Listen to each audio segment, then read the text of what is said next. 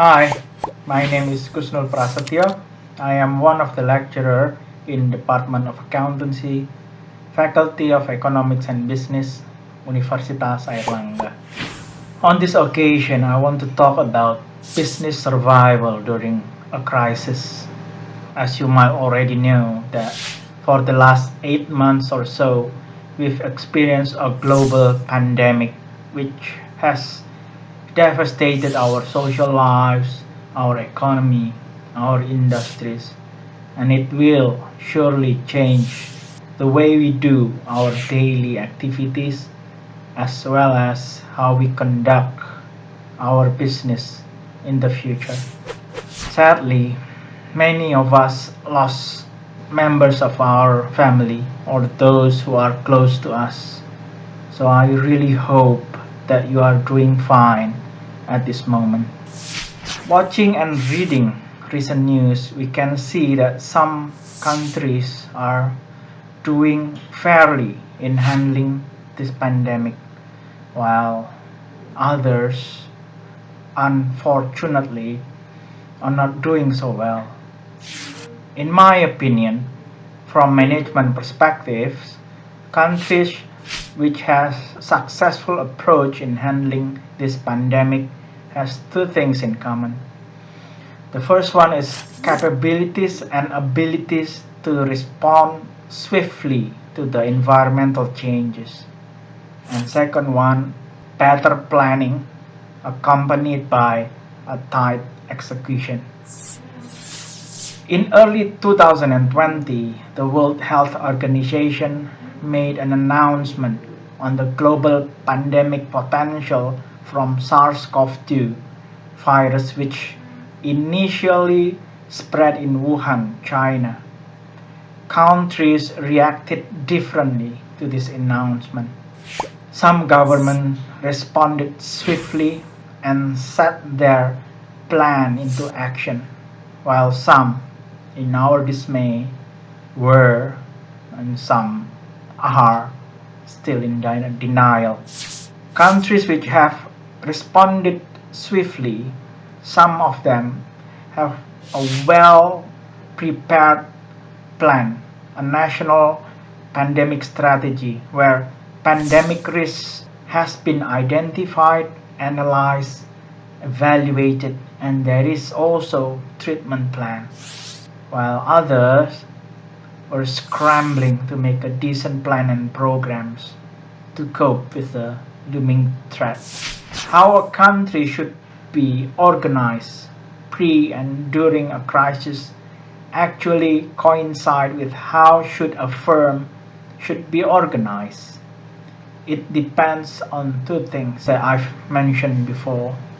The first one is capabilities to adapt with the rapid changes, and the second one is better planning and a tight execution.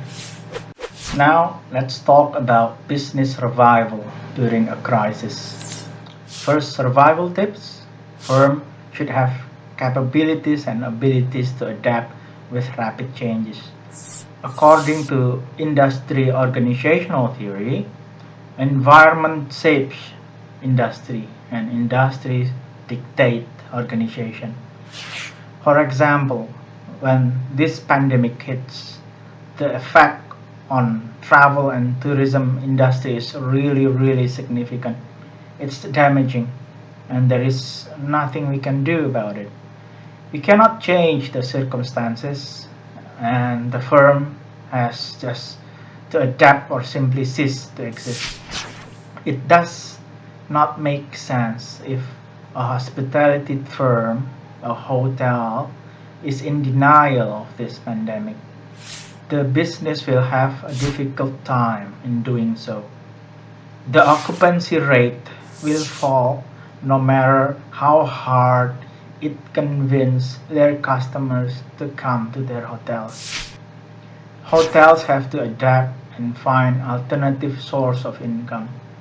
Alternatively, for example, it can start to provide their well-known menus, their food and beverage products through online markets. Second tips.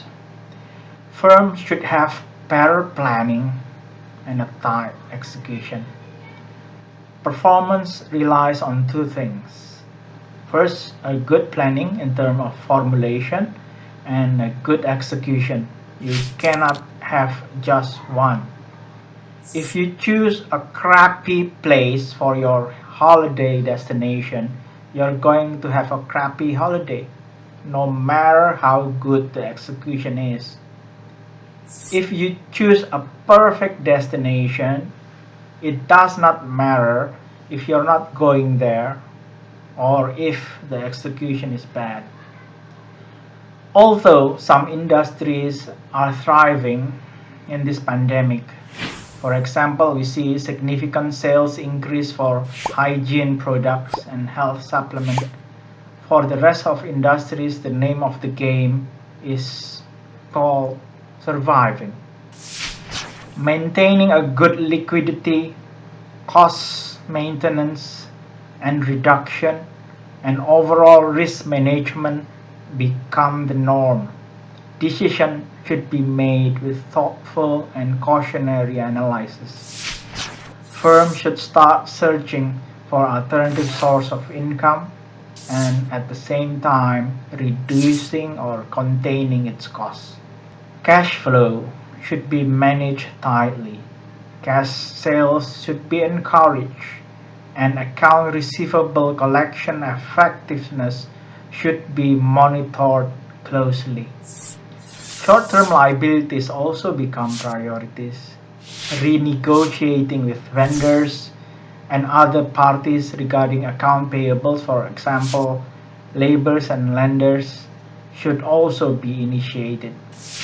If in any chance a firm successfully manages liquidity and they have idle cash, then the next phase would be making the right investment decision. Investing in a new, more efficient equipment system, replacing old machinery, renovating facilities, and so on and so on. This way, firms could have a better start, a better competitive advantage when our daily lives, our business runs normal once again. Thank you for your kind attention. Stay healthy and stay safe.